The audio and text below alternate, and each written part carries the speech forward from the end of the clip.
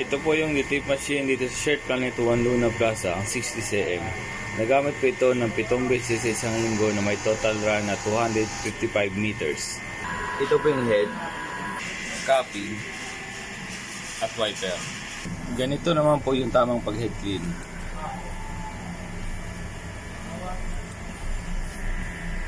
Tapos mag-head clean, panatiling punasan ng capping at wiper.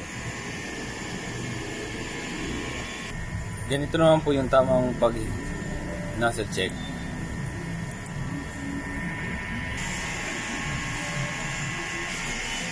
Okay naman po. Ito naman po yung waste tank, ground wire at ABR. Ito naman po yung ink tank, nasa tamang level lang naman po. Ito naman yung consumable ko at stock on hand ko. Meron akong isang bell, 4 na white, 3 yellow, 4 na black, 2 cyan, 3 solution, 2 QE solution at 1 powder. Ito naman yung consumable monitoring ko. Film, powder,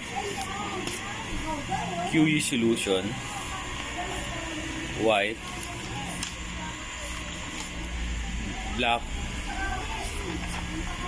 yellow, magenta, cyan. Ito naman yung printer daily checklist ko. Sunod naman po. Ito naman po yung production log ko. Updated naman po. At dito na po magtatapos yung vlog ko. Salamat po.